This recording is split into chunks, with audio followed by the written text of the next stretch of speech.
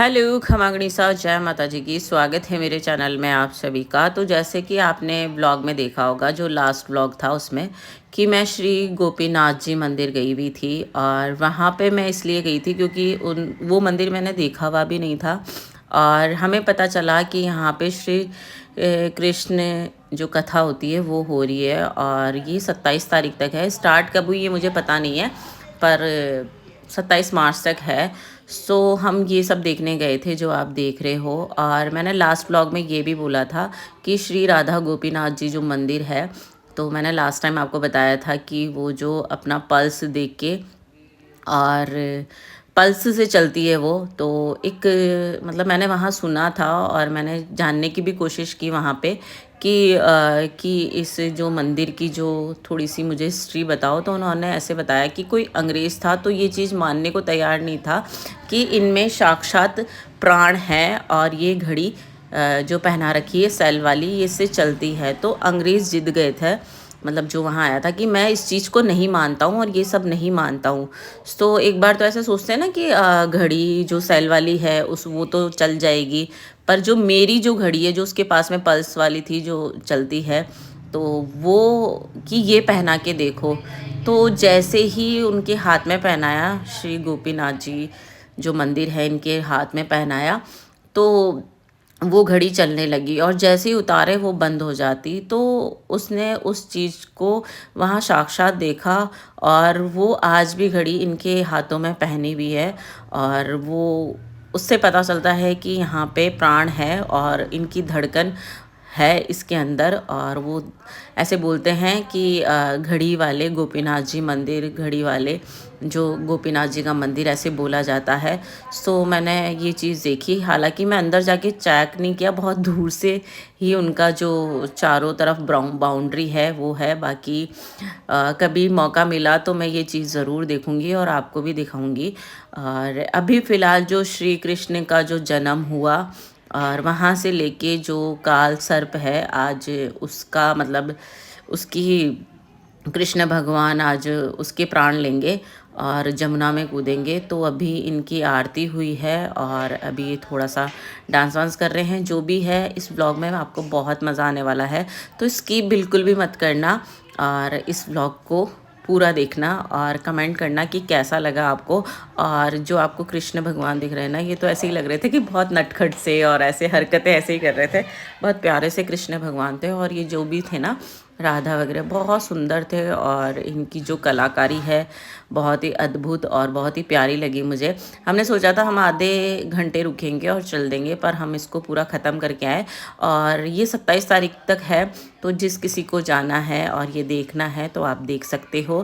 5 बजे आप चले जाओगे तो आराम से आपको बैठने को जगह मिल जाएगी। बाद में आपको बाहर तक कोई जगह नहीं मिलेगी, बहुत भीड़ रहती है। तो आपको 5 बजे जाना ही होगा।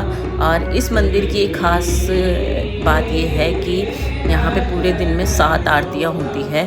और जो गोपीनाथ जी का मंदिर है ना, मतलब अलग अलग उनको वस्त्र धारण किए जाते हैं और बहुत प्यारा श्रृंगार किया जाता है। तो बिना स्किप किए हुए ये ब्लॉग देखिएगा।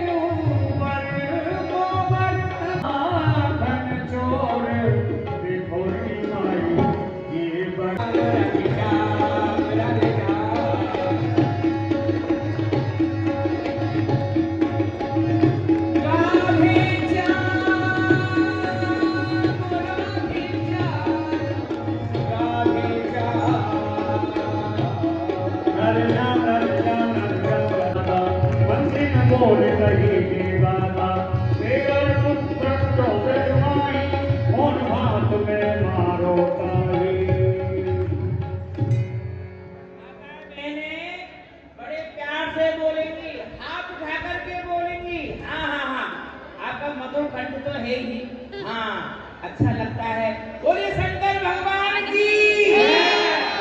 और जोर से, पीछे वाली नहीं बोल रही है। शंकर भगवान की। हर हर महादेव, हर हर महादेव। बोलिए भगवान की।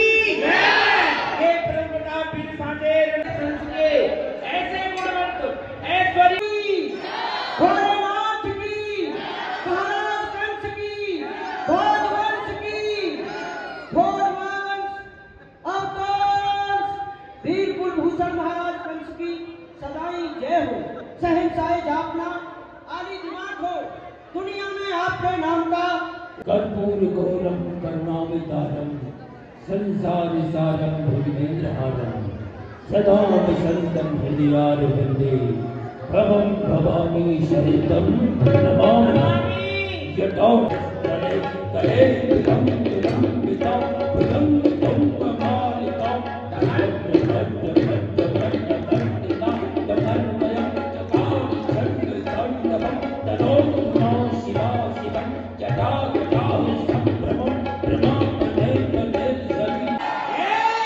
मेरे वीरों, आप सबको देख करके मेरा हृदय प्रफुल्लित हो उठा है।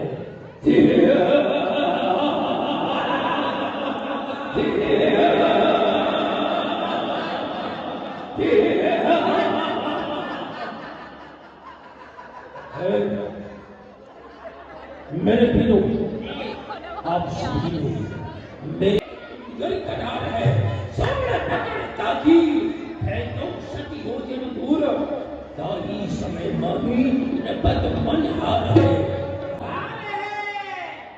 परंतु मेरे वीरों, इतना ही नहीं, आकाशुर प्रकाशुर धेनुकासुर आदि आदि असुरों को उस छोटे से बच्चे ने मार डाला। जितनी भी वीर गए यहाँ से चुन चुन कर उसने मारे हैं। वो सूरत उसकी भोली भाली, वो नहीं जरा मुस्कुराता है। हर है दिल पत्थर को भी पिघला कर मौत बनाता है। लेकिन करके रूप में देनी आती थी, लेकिन उस बच्चे ने वह भी रोक दिया।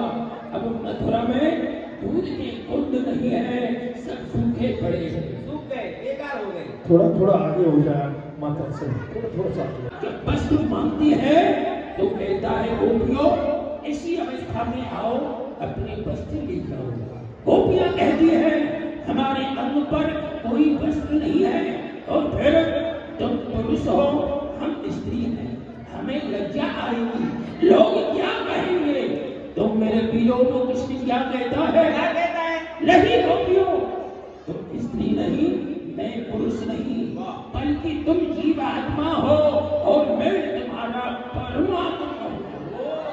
परमात्मा के पास आने में किसी भी तरह का आवरण, अस्तु, पर्दा, कपड़ा नहीं होना चाहिए। मेरे वीरों, मैं तुमसे पूछता हूँ, वह गोकुल का द्वारा कैदी पेट फूल खाने वाला क्या ब्रह्म हो सकता है? परमात्मा हो सकता है? नहीं। ब्रह्म को यदि किसी को देखना है, उस भगवान को देखना है, तो फिर मुझ में देखो।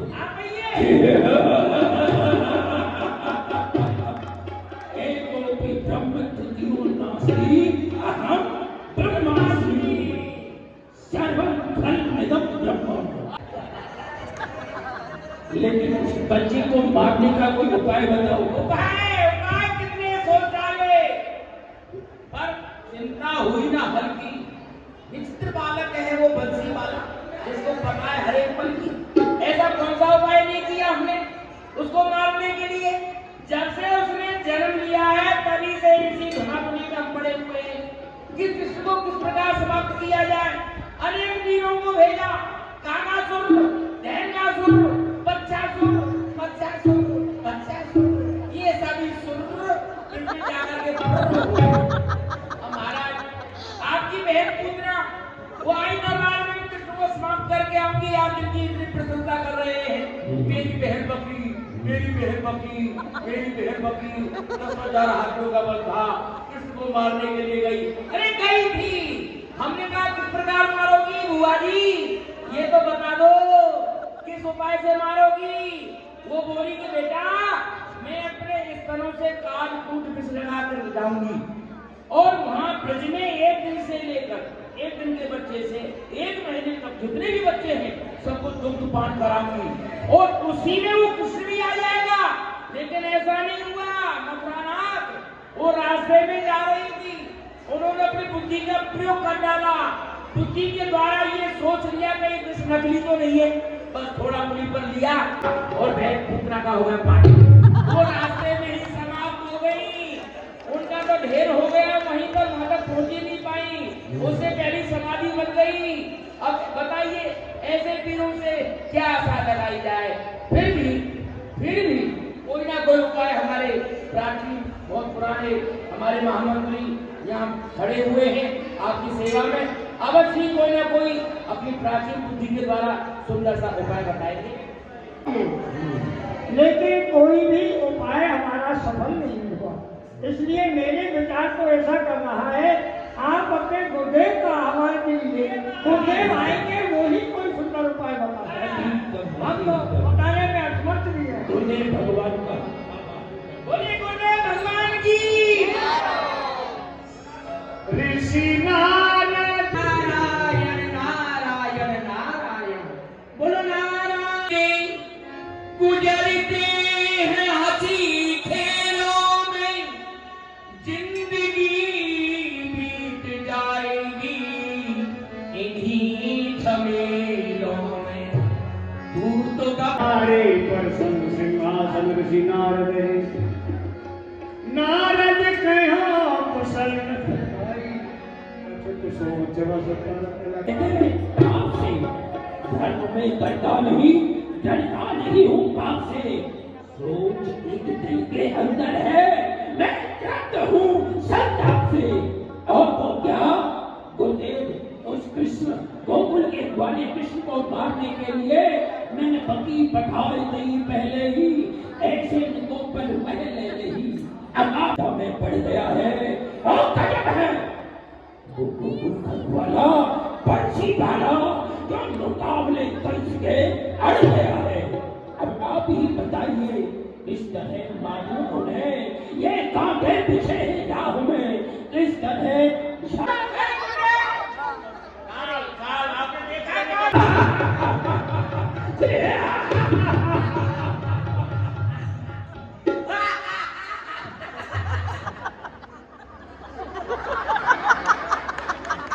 ऐसे ही हंस रहा है। गुरु जी ने क्या कहा है, जो फूल लेने जाएगा लाठी टूटे नहीं।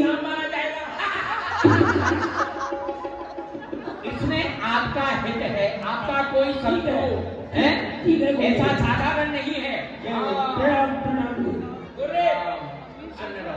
थोड़ा जलपान कर जाते, जलपान तो छोड़ रखा है, वो भी हम फल फूल पर अब तो चलना चाहिए।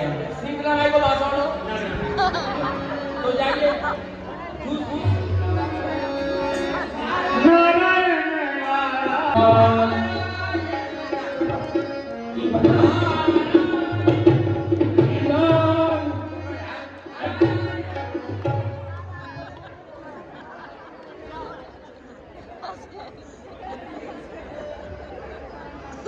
दीवान ये गाना बंद करो, जल्दी से पत्र लिखो। हाँ लिखो जल्दी से पत्र भेज मंडल के लिए ले जाओ।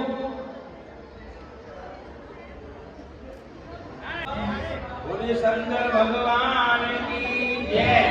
महाराजा राज मथुरानाथ का ये हुक्म है कि नंद जमींदार के लिए नंद जमींदार के लिए कल प्रातःकाल प्रातःकाल तो उबरे भंसारे बोलते हैं। हाँ शायद मेरा भंसारा उबरे भंसारे हो गया है। समय 8:30 बजे 12:30 बजे 12:30 बजे मथुरानाथ दोनों बच्चे हैं, 5-5, 6-6 साल के बच्चे हैं। तो दिन में गाय चराने के लिए जाते हैं, शाम को अपने घर लौट के आते हैं। बच्चों को नींद सुबह ज्यादा आती है। तो चलो ठीक है 10:30 बजे लिख दो। दुश्मन को मारो लेकिन प्यार से मारो। अच्छा लिख दे। स्थान काली रहने से स्थान काली रहने से एक कोट साबत है क्या लिख रहा है संकोच कर रहे हैं, आपको संकोच हो रहा है, आपको मारा है, मैं सेवक हूँ, मैं लिख सकता हूँ कोट। एक कोट किस किस को दोगे? इतने पहलवान हैं, कोट मैं पहनूंगा ना कोट। अरे पहनने वाला कोट नहीं, संख्या वाला कोट। करोड़ एक कोटि नीलकमल के फूल। हाँ। नौ नंद है। कैसे? ओहो मेरा माथा ही चकरा गया, मुझे पसीना आ रहे हैं। एक नंद के दो लड़के कृष्ण और बलराम, जिन्होंने हमारा जीना हराम कर रखा है, ना रातों में नींद आती है, ना दिन में भूख लगती है, और पानी प्यास तो बिल्कुल नहीं लगती है, सब हमारा बेकार कर रखा है। क्या करें? दो बच्चों के कारण, एक नंद के दो बच्चे और ये 9 नंद, तो 9 दूनी कितने होते? 18। दो बच्चों के कारण हमारी ऐसी स्थिति है। यदि 18 बच्चे एक साथ मथुरा में आ गए, जब क्या होगा मथुरानाथ? इसलिए मथुरा को छोड़िए, वहां जाकर रहिए, जयपुर में रहो, बहुत जगह पड़ी है पहाड़ पर, कोई नहीं जाता है। अरे लिखो, जो कहा जा रहा है वो लिखो। धमकी लिखी जा रही है। अरे ऐसे लिख क्यों रहा है दीवान? क्यों रहा है दीवार? पगला गया है दीवान। पगला गया है दीवार। अच्छा, तुझे समझाना ही पड़ेगा, आना ही पड़ेगा।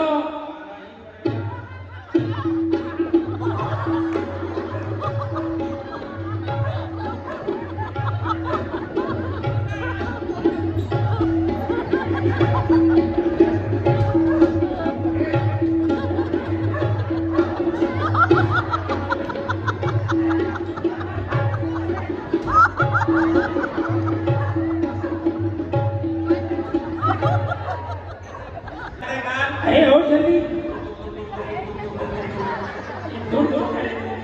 ऐसा तो सुना समझ में आ जाए। नंदों को बनवाकर मथुरापुर को लाया जाएगा, कृष्ण बलराम को हाथी के पैर के नीचे कुचल कर समाप्त कर दिया जाएगा, उस स्थान में नदी में बसा दिया जाएगा।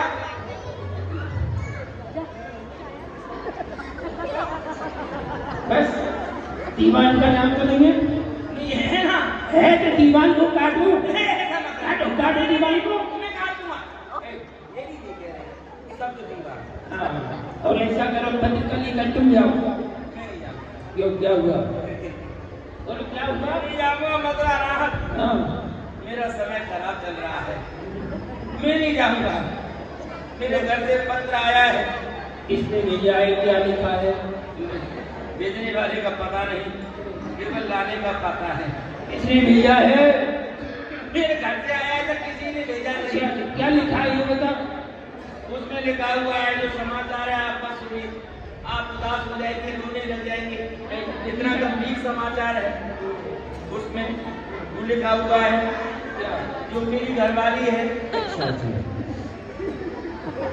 मेरी जो पति करता है, मेरी बच्चों की जो माँ है, मेरी जो अर्धांगिनी है, जीवन साथनी है। ये एक ही नहीं है और बहुत सारी है।